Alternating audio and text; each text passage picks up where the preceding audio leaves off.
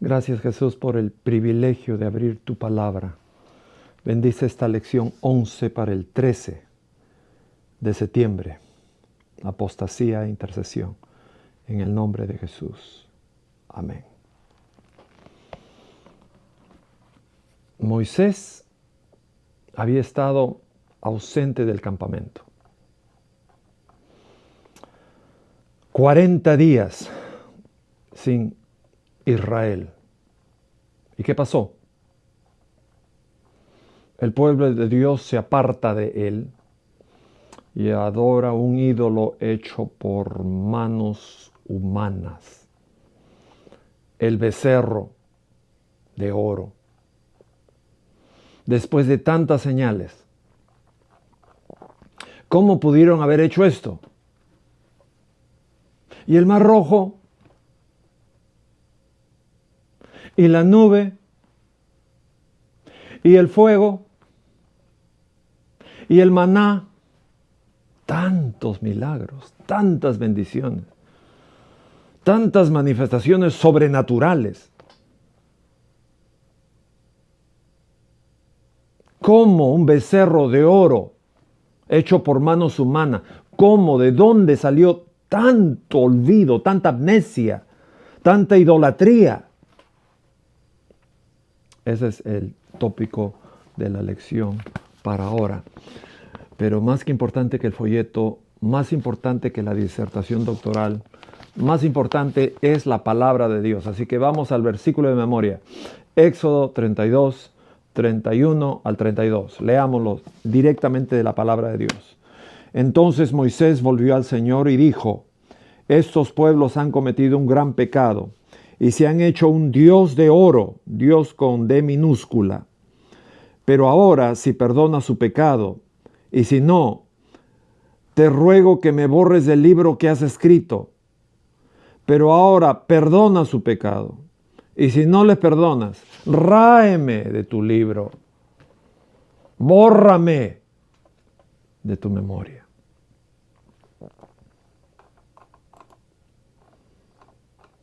Pablo hizo lo mismo en el Nuevo Testamento.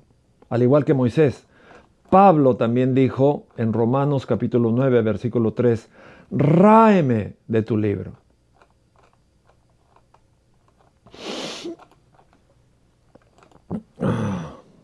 Jesús, no con las mismas palabras, cuando estaba colgando en la cruz, la multitud se burla, los soldados echan suertes, sus amigos observan, se corren y se esconden, quebrantados, temerosos. Sin embargo, en ese momento de dolor, él no piensa en sí mismo.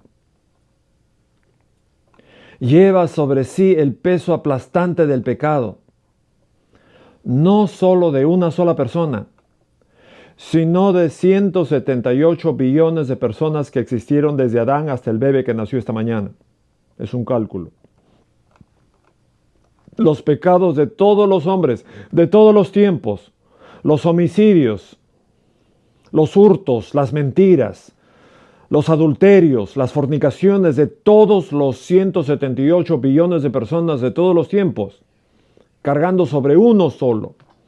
Levanta sus ojos hacia el cielo e intercede por aquellos mismos que lo clavaron allí. Padre, perdónalos, ráeme de tu libro, porque no saben lo que están haciendo. La maldición que nos pertenece, la vergüenza, la separación, la muerte, que caiga sobre mí, dice Jesús. Me hago una maldición, dice Jesús, para que ellos puedan ser libres, para que mi sangre se derrame y la vida de ellos sea eterna. Mi amor permanece firme. En la cruz Jesús cargó el pecado de todos. En la cruz nos redime de la maldición. Jesucristo está diciendo lo mismo que Pablo, lo mismo que Moisés. Estoy cargando el pecado de muchos y estoy pidiendo que los transgresores no reciban la maldición. Él nos redime de la maldición de la ley, haciéndonos maldición por nosotros. Él también dice, ráeme de mi libro, de tu libro, oh Padre. Domingo 7 de septiembre.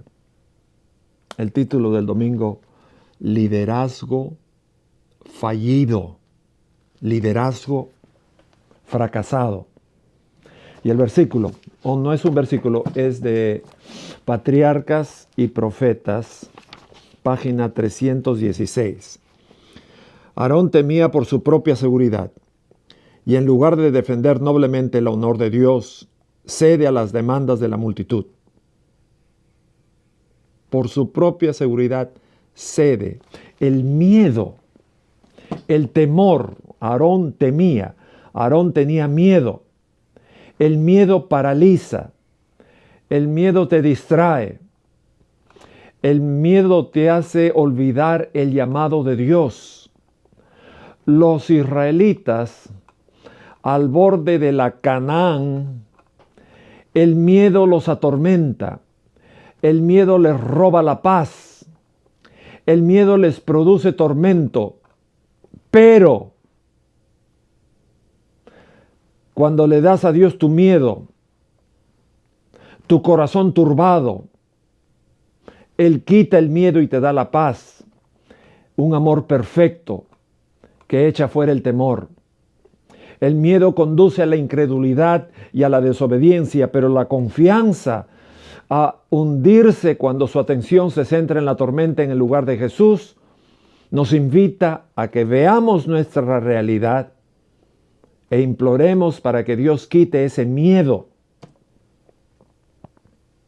Pero vamos al relato. El pueblo comienza a impacientarse. Los ojos siguen volviendo hacia la montaña, pero Moisés no regresa. Moisés no vuelve.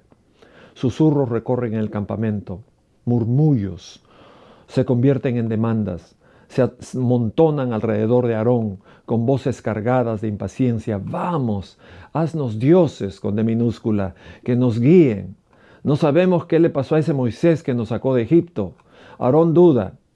Aarón tiene miedo, pero las voces lo acosan como una tormenta. Y finalmente levanta las manos y declara, tráiganme los anillos de oro. Tráiganme las orejas de sus esposas, aretes. Tráiganme las joyas de los hijos y las hijas. El pueblo corre a obedecer. Los anillos brillan a la luz del fuego mientras los apila en el Aarón. Él reúne el tesoro, los funde, los moldea y el metal brillante con manos firmes hasta que un becerro de oro resplandece ante todos ellos. Estalla un rugido de entusiasmo. La gente grita, «Oh Israel, estos son los dioses que te sacaron de la tierra de Egipto». Estos son los dioses que te sacaron de la tierra de Egipto. Aarón ve que la frenesí crece y para aprovechar el momento construye un altar frente al becerro y proclama, mañana será un festival para el Señor. Amanece, la gente se levanta temprano, trayendo ofrendas quemadas y de paz, y el humo se eleva al cielo, mezclándose en el sonido de los tambores, de las risas y de las danzas. Lunes 8 de septiembre, idolatría y maldad. Romanos 1:22. Esto ya en el Nuevo Testamento, que se repite la historia del Antiguo Testamento.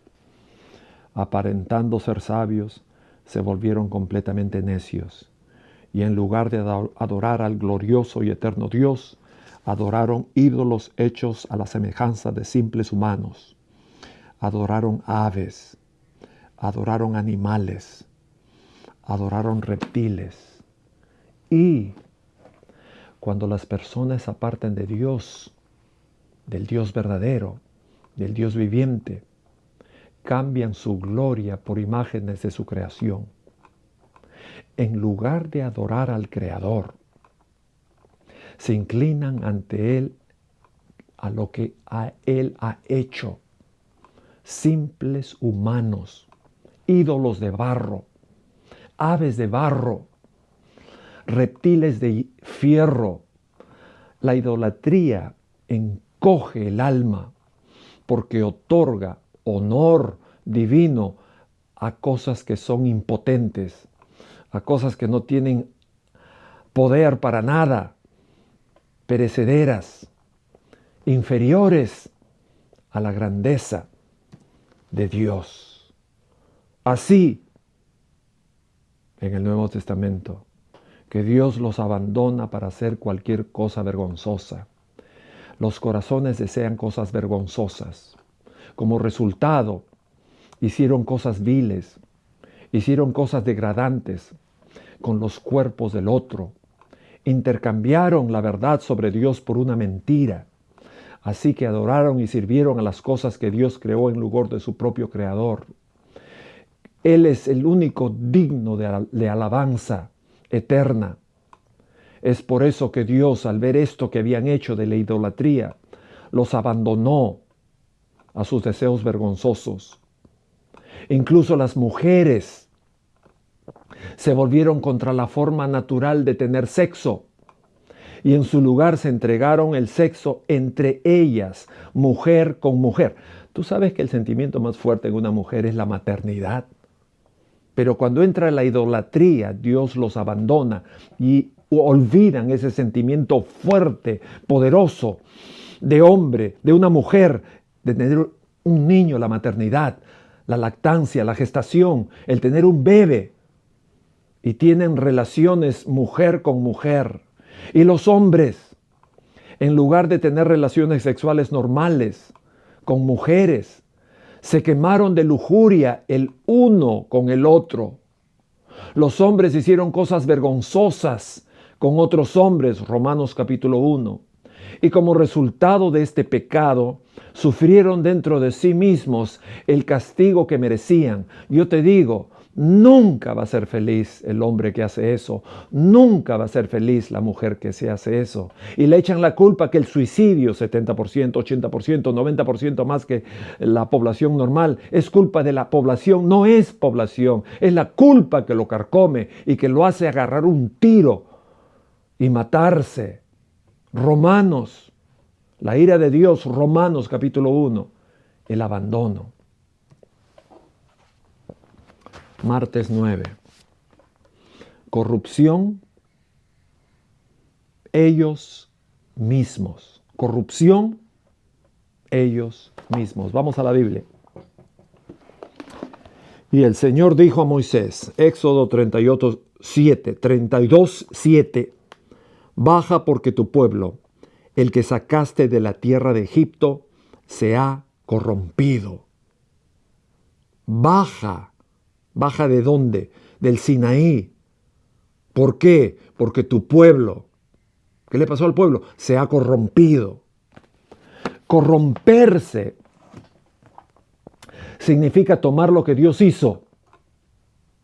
Hizo puro, santo. La sexualidad es lo más puro y lo más santo.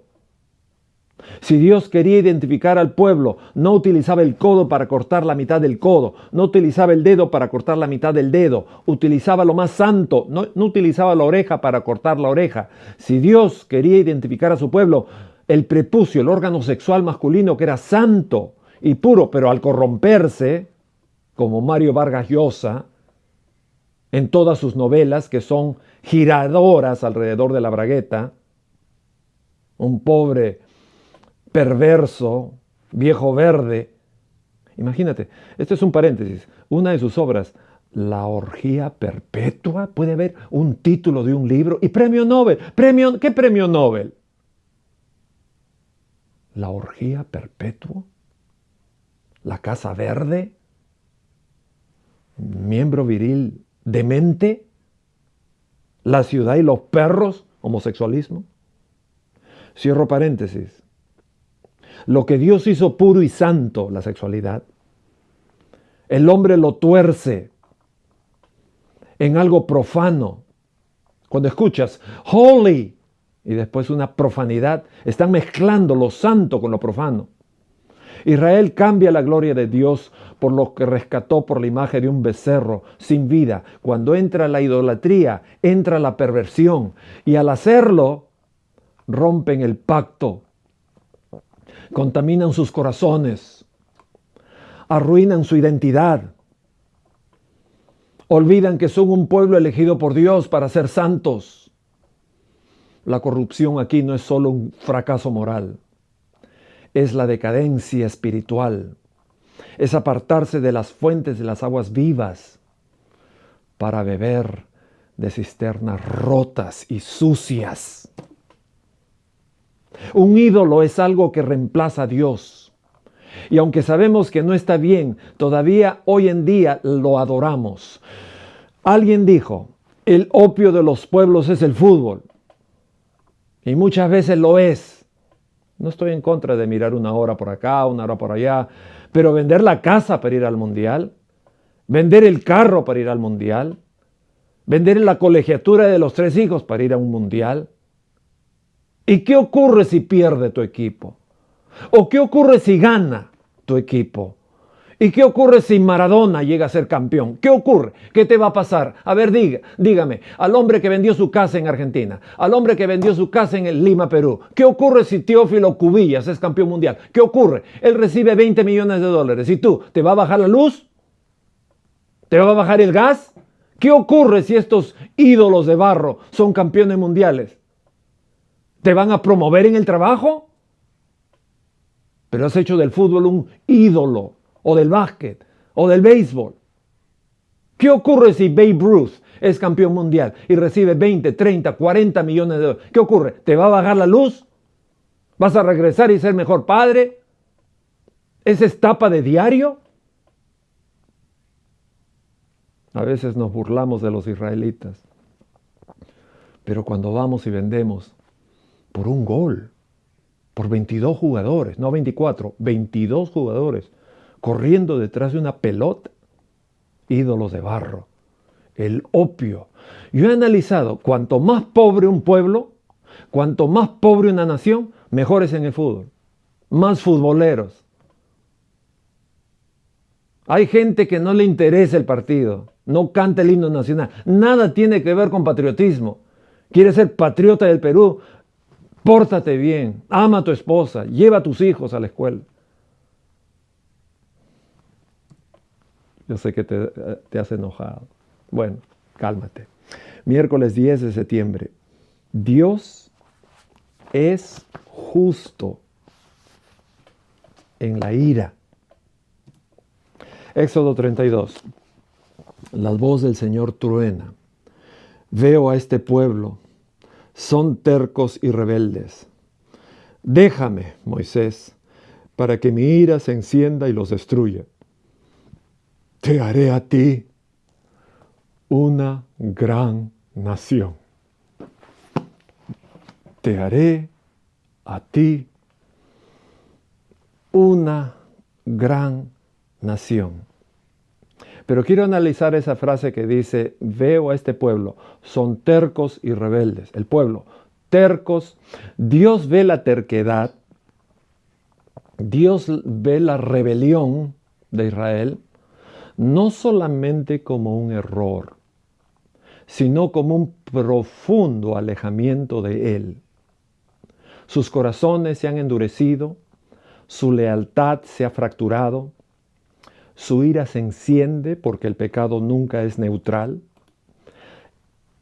rompe el pacto, corrompe el pueblo que Él ama.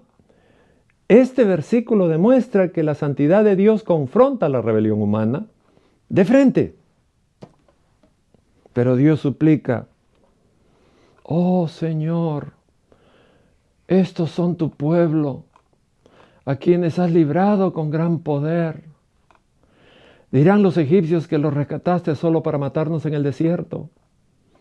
Acuérdate, Abraham, acuérdate de Isaac, acuérdate de Jacob, acuérdate de tu promesa. El Señor se apiada. Moisés desciende de la montaña. las tablas del pacto en sus manos, la escritura de Dios misma grabada en piedra. Josué oye el alboroto, parece una guerra, pero Moisés sacude la cabeza. No. Llegan al campamento. Moisés ve el becerro de oro. Moisés escucha las danzas. Moisés escucha los tambores. La ira lo consume. Rompe las tablas a los pies de la montaña. Quema el becerro de oro. Lo reduce totalmente al polvo. Lo esparce sobre el agua y hace que la gente lo beba. Se vuelve Aarón. ¿Qué? Le dice Aarón, mi hermano. ¿Qué hicieron estos pueblos para que les llevaras un pecado tan grande? Aarón titubea. Tú sabes cuán malvados son. Yo arrojé el oro al fuego y salió este becerro. Qué mentira más absurda. Moisés ve el campamento en caos, los enemigos rindiéndose de la desgracia de Israel. Se coloca a la entrada y clama, quien sea el Señor, venga a mí. Los levitas se agrupan a su lado. Con un solemne mandato, Moisés les ordena tomar las espadas y purgar el campamento. Los levitas obedecen y caen en ese momento 3,000 personas. Jueves 11 de septiembre. El título, intercesión. ¿Cuál es otra palabra para decir intercesión? Mediación, defensa, petición. Intercesión es súplica. Intercesión es orar en nombre de una intervención. Intercesión es petición. Intercesión es defensa ante Dios. Intercesión es una oración de intervención. Intercesión es una súplica. Como Isaías 53:4. Ciertamente llevó Él nuestras enfermedades. Cargó con nuestros dolores. Y nosotros le tuvimos por azotado, por herido, por abatido. La profundidad del sacrificio de Cristo. Cristo carga con nuestras enfermedades. Sufre los dolores como si fueran propios.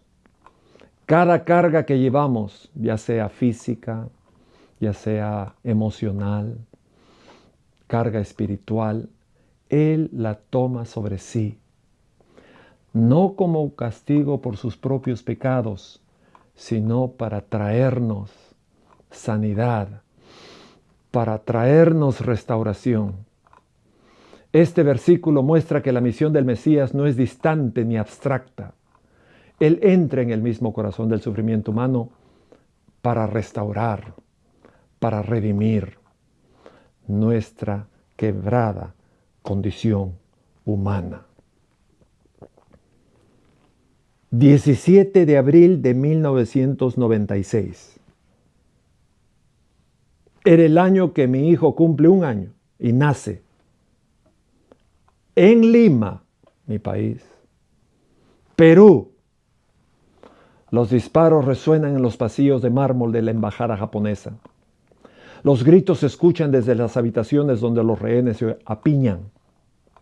Están aterrados. Entre ellos, un hombre agarra el brazo a una mujer asustada.